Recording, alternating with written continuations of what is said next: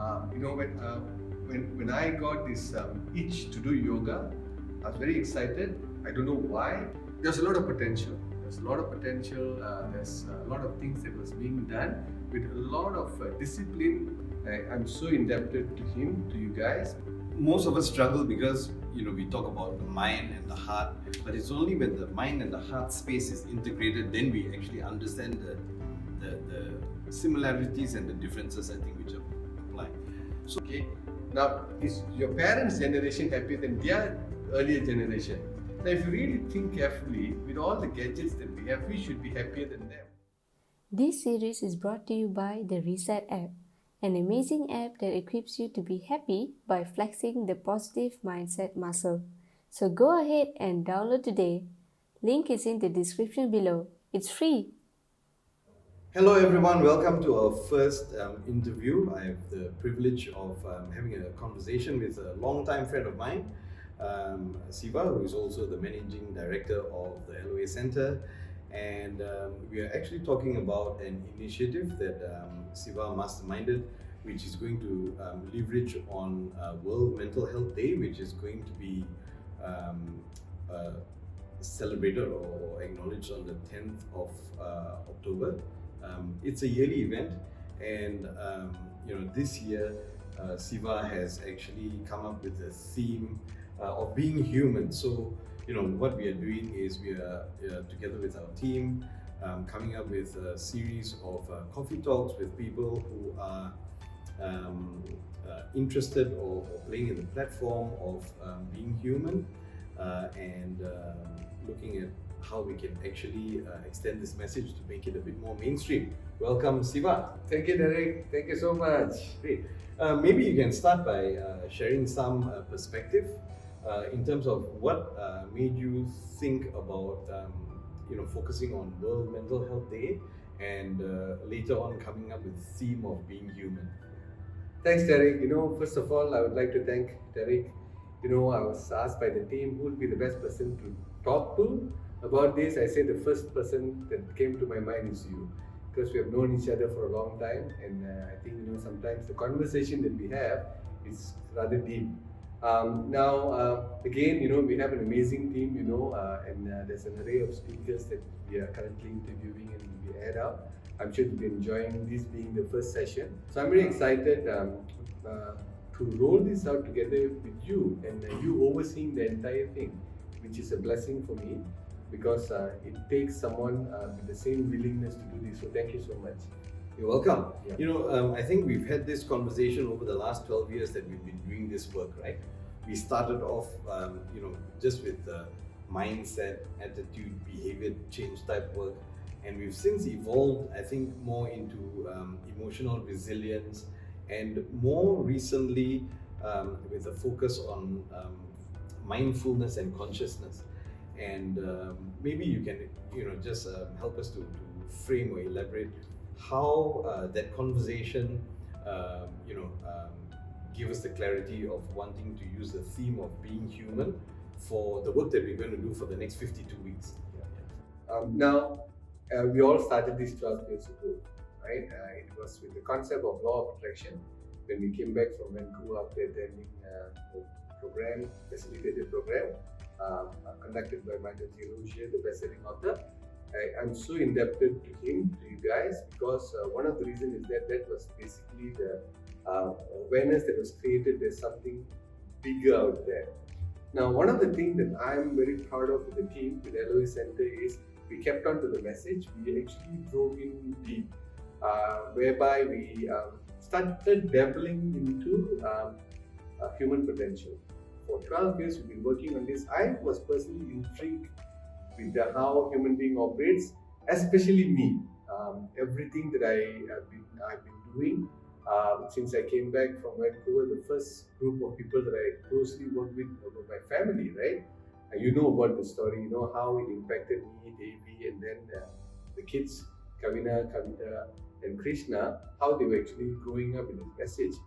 There's a lot of potential. There's a lot of things that was being done with a lot of discipline, but after some time it became effortless.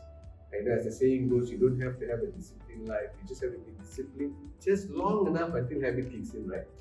So that's when I realized there's a certain intersection when you really look at, the human potential.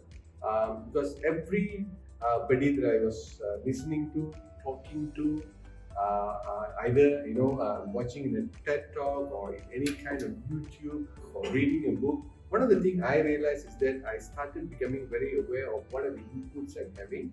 That's reading, right, the books that are meant for me. Because rather than reading a lot of stuff, I realized I'm becoming very overwhelmed with information.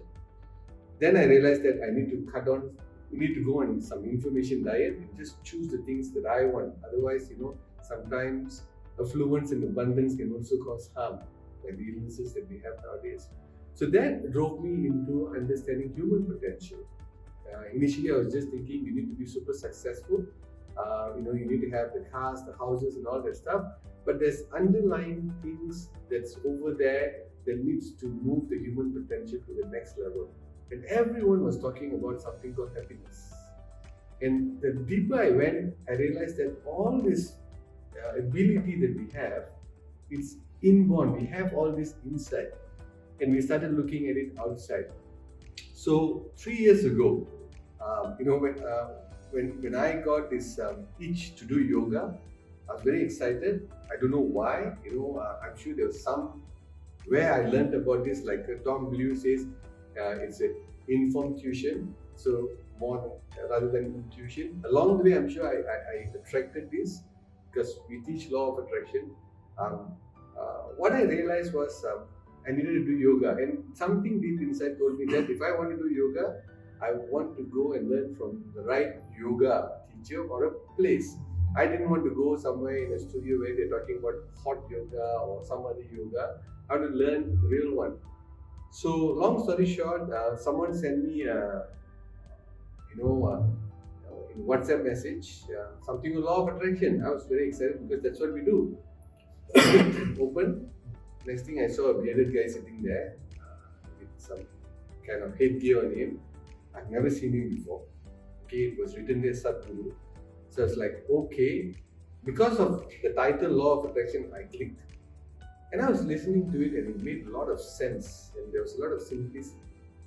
And that drove me to find out more about a program called MINDA Club. Right? So that's when Devi and I, went to Isha to learn meditation and yoga. We're not instructors, we are practitioners. And that gave a lot of clarity on how I can be more optimum about myself. So if I can be like that, why not we talk to more people about it, right? So that gave a lot of drive towards this concept of being human. Because we as human beings, we need to start being human first. Being itself is something that you need to do in order to be human. And then COVID taught us a lesson, right? While there was lockdown, all the atrocities we as human beings have created to steal from others, to enrich ourselves, during this lockdown, everything stood still. Nobody knew it's coming. It just came. The world stood still. Within 2 to 3 months, the entire world started recovering. And that really, really impacted. It basically hastened the process. And that's when we realized that we need to talk about being human. Because it is very important. There must be a reason why, among all other species, we have something special called the neocortex, where we are able to think. I strongly believe we are here to take care of a lot of other species too. So we have to be responsible. We need to be aware. We need to be conscious. We need to be curious.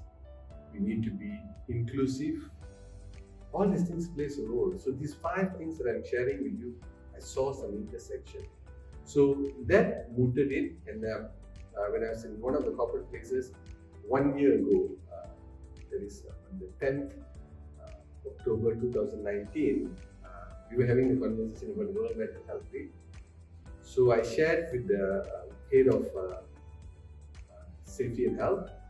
I said next year we would like to do World Mental Health Day, and it's going to be about being human, because at the time we were working on how Reset App can be part of their platform, which we'll be talking about Reset App later on.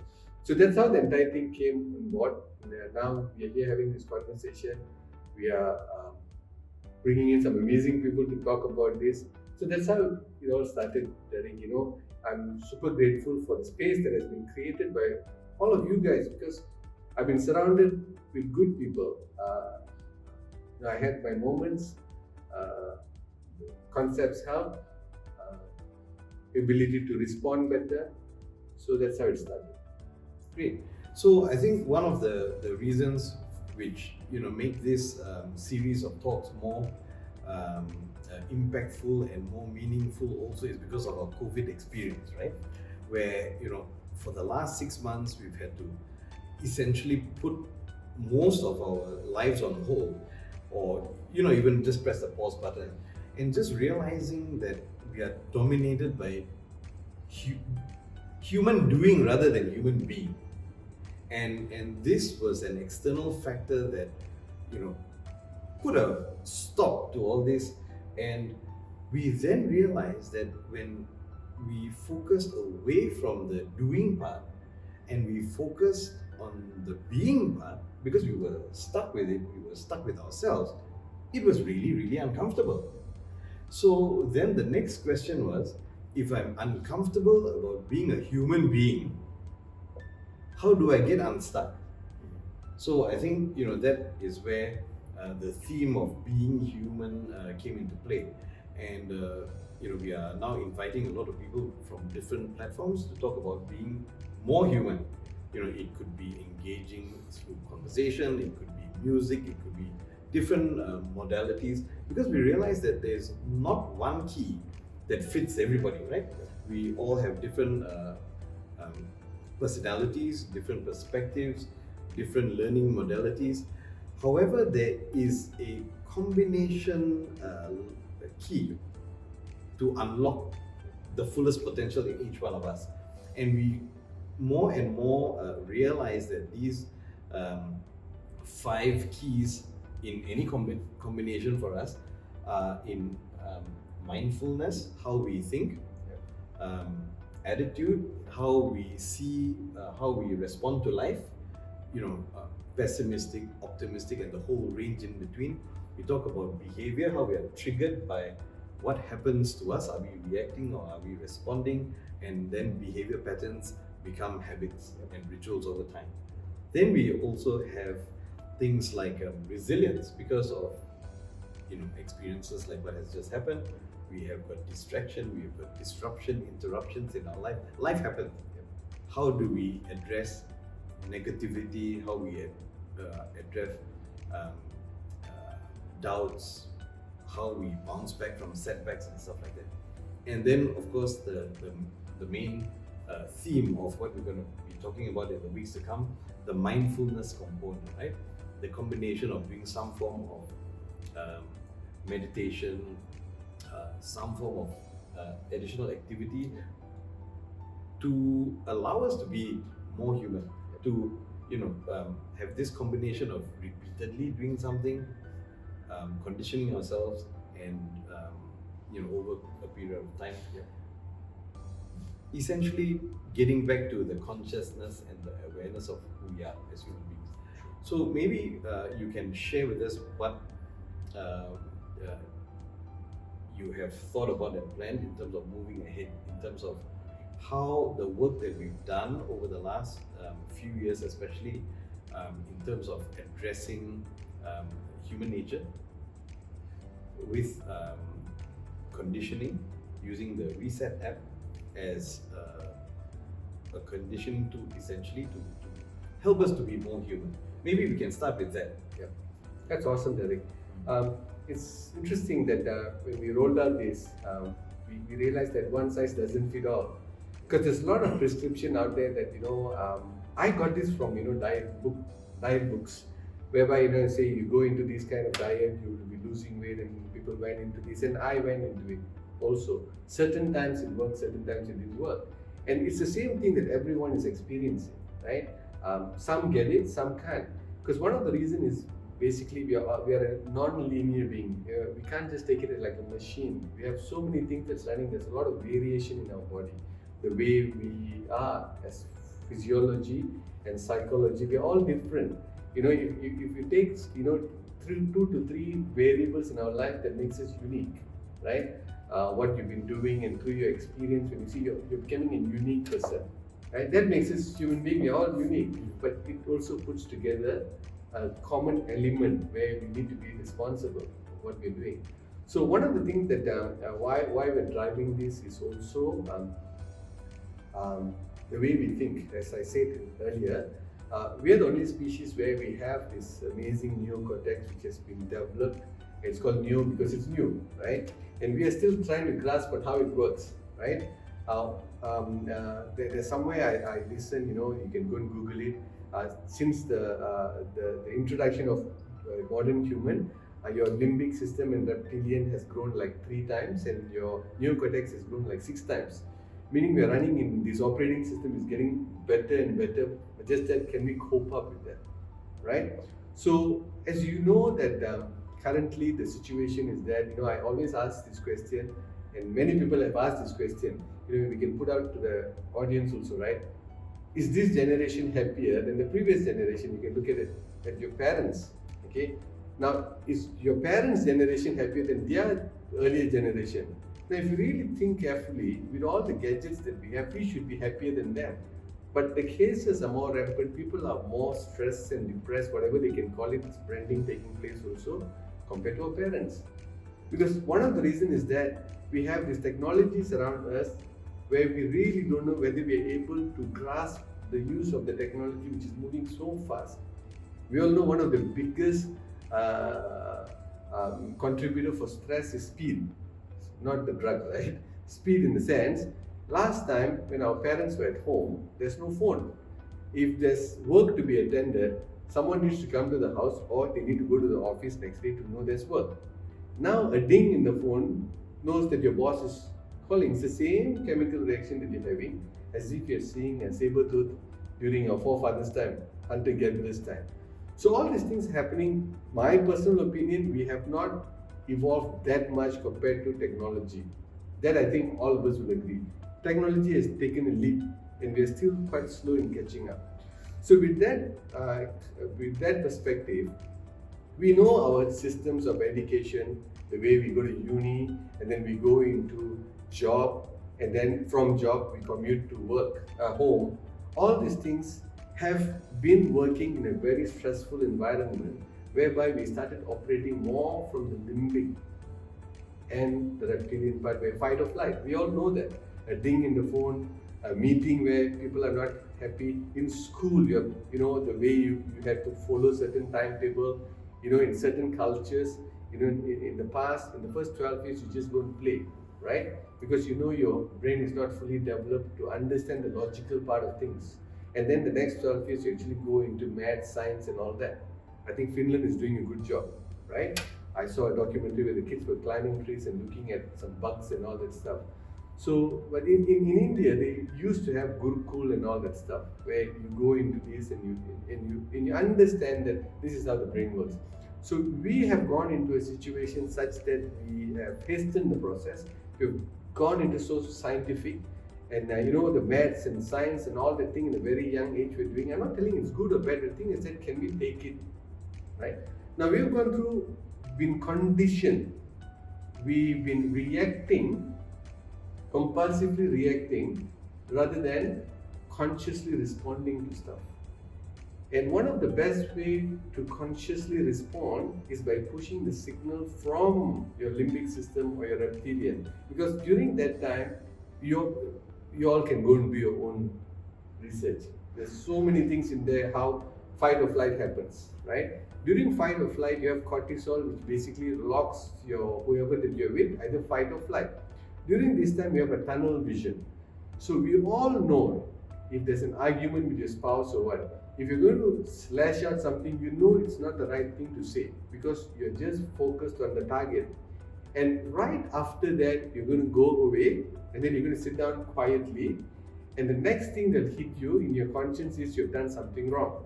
Now, with time, the signal moves into your neocortex to make sense of this, because this is where your executive decisions are done. A lot of things are happening there of us being human. So we can think, we can respond. We are very conscious, right? We are response able. Now, the thing that's happening, the same thing that we have brought in the Reset app. In the Reset app, these elements are actually playing. Because you see, in this program, we are looking at the triple T.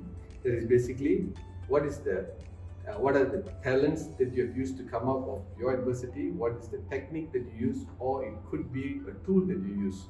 Okay, over here we have created a tool. We all discussed about this Reset app. We knew about this Reset app. Thank you so much to Michael Logier for introducing this, and we took it to the next level by putting it into an app. Thanks to Krishna from REC Studios. When I had a conversation with him, can we reach 1 million people in the next 10 years? He said, can. Without a doubt. I had big doubt. At that time, we were doing 50,000 people in 10 years, right? And next thing, how about 10 million? He said, can. Let's build an app. That's how it is. Amazing programmer, right?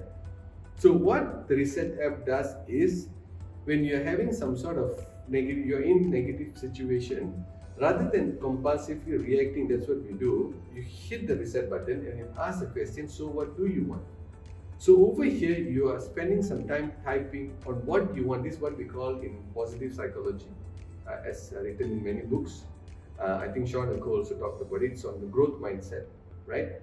You're planting a seed on how you want it to be, rather than dwelling on a program which is negative. We all know whatever that we're going to dwell, it goes into a subconscious mind, and our result we're getting in our life, it is driven 95% of the time by our subconscious mind, right? So we are only 5% conscious, but we are controlled by subconscious activities. But then again, your conscious mind is actually the farmer who's planting the seed. So you need to be very conscious. So that's where the growth mindset comes, rather than going into it. Reset, so what do I want? So we have seen some of the users, personally I've seen, when they're actually typing, from a frowning face, they're smiling, because they are letting go of that emotion, energy in motion. They're pushing it. When you go to see psychologists, they ask you to write an angry letter if you're angry, and then they ask you to crumple it and set it on fire. Same thing here, you're letting go into a system. That is one part. The second part is basically gratitude. It's built into the system also, because we all know when we are grateful about certain things, when we sit down here and count our blessing, what are we grateful for, we realize that we are very much in the now, compared to going very far into the past or very far into the future. Past gives depression, future gives you anxiety. It locks you in the now, right? Like Oprah says, you want what you have, you will have what you want, right? So it's the same thing, right? Be appreciative. So it's there, where you can log in, and all things are basically points driven. So you get points. And the last thing that is built into the system is ability to express. We have seen many times people have different sorts of expression. Some go for sports. We are having conversation with one of the panelists who's into sports. We're talking about how the sports help, because we're expressing it up. You have good hormones in your body. Some gets into meditation, whatever way that you can let go, music, singing, laughing, screaming, crying, whatever that we're doing, it basically helps in expressing things up. So in the Reset app, we have expression also, whereby you express through the typing, you tend to express it out. Now, when you can express it out, you feel really good. So all these elements are actually packed into a small little icon in the phone, both iPhone and Android. You click, it's easy to download. We have many users. So that's how the Reset app actually makes us to be more human, because from our reptilian activity, I tend to joke with my clients and my family members. You know what? If you want to respond now, you better wear the crocodile cap and respond, because you are in the reptilian brain now, right? Take some time, relax, let the signal to go to your neocortex, make a decision. That's what the reset app does. Great. Excellent. So I think in a nutshell, what we're trying to say is that feel the feeling, right? Because in every human experience, there is an input, there's a processing component, and then there's an output. The challenge with most of us and where we feel stuck and less human is because we are trying to operate with an operating system which is no longer relevant, isn't it? I mean, it's just like our phone, right? We want to use some new apps, we want to play some new games, but we get this little reminder that says update your operating system or upgrade your phone. So you have to update or you have to upgrade. Yes. So where we are positioning the Reset app is a way that we can actually use through repetition to condition ourselves. Whatever input that you get, you're operating with an operating system which is updated and upgraded so that you can actually have that output or that response which is ideally the way you want it to be, having felt the feeling to its completion. Yes. Great, excellent. So maybe the next step in this process of being human is an excellent conversation we had actually over lunch. Yep. You know, in terms of, a lot of people talk about meditation and mindfulness or being in the now, but a lot of people fail to understand the concept, and most of us trip over the definition or the explanation in terms of what's the difference between conscious and aware, right? For most people it feels the same, but you and I, we know that it is totally different, but the semantics are very small. Maybe you can share your perspective, which I found really enlightening over lunch. Interesting. I've been an avid fan about this subject, awareness and consciousness, because in our teaching on law of attraction, that's what we speak about. Whatever you give attention, energy, and focus, you get more of. So, is it awareness or consciousness? So, I was dabbling in this. So I've been, listening to stuff, reading stuff. I've immersed into stuff. And last week I got this person by the name of Alan Watts. He was a philosopher. There's a lot of stuff in him. He spoke about awareness and consciousness in his own way, but through the association with other information. Because you see, when you're curious, you're excited, so you have dopamine. So dopamine increases your perspective of anything by 100% or by 100 times, where you can see patterns. So I was seeking for these patterns where it falls. So in one of the sessions when I was just listening, boom, it hit me, awareness and consciousness in my own term, which was profound for me. For me, the most important thing, Derek, when I want to operate anything, when I want to share anything with anyone, is basically it's for me first, because I am experimenting stuff. I want to understand myself. So very well in our center, nothing leaves without us testing. There's a few layers that we do. So that human testing on ourselves. On ourselves. Because otherwise, I've seen many people out there, they share, but they don't internalize what they're doing. So that is one of our strengths, I believe. So awareness is basically, like those who are watching, just for a moment, just focus on your breathing. Your breathing, right? Some of you all are just catching your breath for the first time now, right? But I'm sure that you're actually breathing earlier. Let's focus on your heartbeat now. Your heart is beating. Now focus on your heartbeat. Your heart is beating, right? I'm sure the heart was beating even earlier, right? So now what is that? That is basically what we call awareness. You brought your awareness of something that has already been happening, right? You brought your awareness. I'm having this conversation with you, Derek. I'm aware of the situation in this room. Whatever I'm giving focus, I'm aware. But there's also other things happening out there, like this in our body. Can you please tell, how did you breathe? It's tough to tell. Specialists, they're trying to figure out how to breathe, how it works. So they're going deeper and deeper and deeper and deeper. Still, we don't have a holistic approach. So we have specialized people called specialists going deeper and deeper and deeper, still learning, right? So we're either taking a microscope or a telescope. right? But we're not seeing as a whole thing. So it is beating. Your heart is beating. How is it beating? Can you explain? Our verbal description is not always right. It's misinterpreted anyway. But the fact is, heart is beating, you're breathing. Something is doing it, right?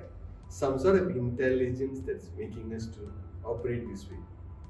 So we are what we call a microscopic or microcosm that's happening, which is we are extended from this universe.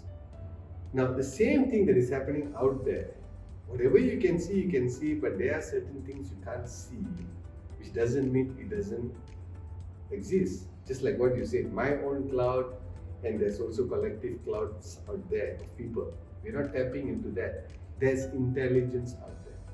So coming back to ourselves, we can also go in and start regulating our heartbeat, our breath, and all that. How I know? Don't look at me. There are yogis who are already doing it, right? They can regulate their heartbeat. They can regulate their breath. They can go on an extended fasting. They can bring the metabolism down, meaning they understood the intelligence that's happening inside. So if we can do that internally, we can always tap into the intelligence out there. So for my understanding about awareness is, whatever I'm giving attention, energy and focus in front of me, which I can comprehend, is what I'm giving awareness. Consciousness is about the intelligence that is out there, which is also existing, which we haven't tapped into it. So if we are able to get into that consciousness, which is ever available, then you're conscious about certain things. You're conscious about the plants, the other living things, the air, the space, everything. You're conscious about it. And if you're able to do that, Derek, how can we hurt another species? If you're part of one. That was my understanding last week about this. Some of you might be just laughing, because it's so obvious for you, but it was not for me. For me, it was eye-opening, about consciousness and awareness. That's my take on that, Derek. Thanks for that. A very clear explanation on consciousness and awareness. Yeah. The next question that I have is, how are we? What's the intention, or what is the purpose of bringing people from different modalities, different platforms? Like the performing arts, martial arts, music, and different modalities in terms of helping people to be more conscious and present, and therefore being more human. Yes, Eric. Now, one of the things that I as I said earlier, is one size doesn't fit all. Like as an example of dieting, right? That particular program might not be working for everyone. So same thing, the realization that I had, having conversation with some of the professors that I've been having a conversation who are into psychology and all that, they do agree that there's no one solution for it. Now then again, I would like to just share with the crowd that's actually watching, if you have been diagnosed that you have some sort of mental health challenge and you are seeing a doctor, go and see a doctor. Continue until you get any kind of help from them. The majority of the people, are basically, would fall into the category where it is self-inflicted. Certain program that's running in them, which has been going on for a long time, it becomes a new truth for them. It's deeply ingrained. It becomes a limiting belief. It's a new program that runs. Now, for that, there are many ways you can use some tools. You can use some techniques. You can use some sort of talent that you have. So we have seen in many places where some successful people have come up with their adversity by using one of these to come out of their situation. So we want to bring in people. The people that we are talking to are not necessarily they've actually gone through depression or anxiety, but trust me, they all have gone through adversity. When they had their lows and how they bounce back. So when you have a conversation with many people, I personally had many conversations. I personally had, I was depressed long ago. I was having depression, which I didn't know when I was 26 years old, when I had my heart attack. So young, I didn't know. I was thinking, why me? And so, I'm healthy and all that, poor little old me conversation. So much so, I go to this panelist doctor, And he knows that I'm coming and I'm going to ask for a medical leave. And he's trying to cook up a story to not give me medical leave, and I'm here trying to cook up a story to get medical leave. And always I'll win because I have this, stubbles here or beard, when I'm going to go and have this medical leave done. So I didn't know, but good thing was I had support. There's people, and I didn't have a barrage of information coming through like in social media and all that stuff. So I surrounded myself with good people. I didn't know, so that could be one of the things, surround yourself with good people. Or it could be someone that's basically, into music, they're expressing themselves. It could be someone who's into acting. Someone could be into yoga. Someone could be in meditation. There's a lot of variety. So our wish is basically you can pick certain tools, techniques, or talent from these people and use it for yourself. If you have not been diagnosed, if you've not been prescribed with medicine, if you feel that you love yourself, the most important thing is, currently a lot of people, self-love is the biggest concern now because there's social comparison, right? People tend to compare themselves with others, especially, I personally, when I first got my first Facebook account, I was so excited when a notification comes. I'll be excited, I want to go and find out what this person is doing. And then next thing I'll be just following the trail and then I don't know where am I. And when I'm coming out, I feel so shitty about myself. Because without me knowing, I was comparing, this person has gone here, this person has done this person has bought this. So I realized that some chemical imbalance is being me. So what I did is, I spend very little time, now I hardly go inside. So we need to love ourselves. That is our first virtue as human being. Second one is compassion, alleviate them.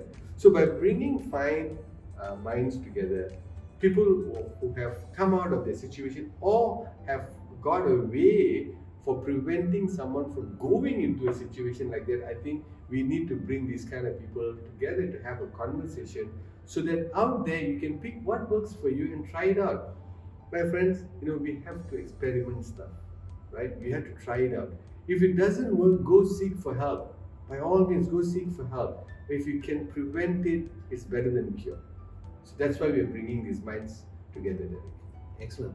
One of the things that I've come to realize, especially over the last few weeks, I've been doing quite a lot of group coaching programs, as you know. And one of the big resistance of people using the Reset app is not wanting to share gratitude. And when during the programs I now force people, right, to share one or two things that you're grateful for since in the 2 weeks that we, since we've met.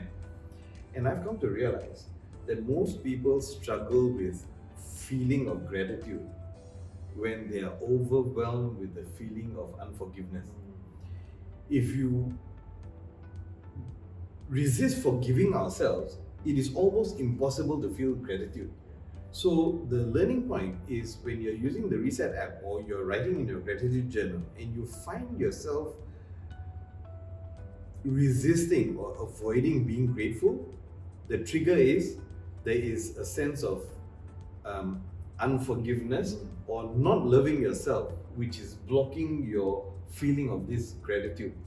And this has to be unblocked first because, as we all know, the feeling of gratitude and the feeling of complete love are the highest vibration of positivity.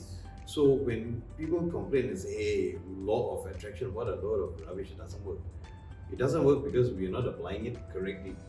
And even if we are applying it correctly and we're not getting the results that we want or the frequency that we want or the effect which we want, it's because of this sense of unforgiveness and self-love, lack of self-love.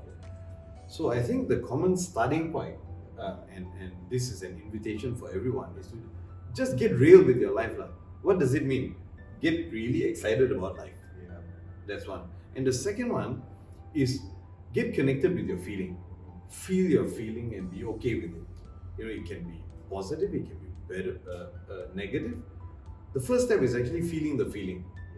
And once we feel the feeling, then we can do something about it, reset. So what do you want? And take the next step. Thank you very much.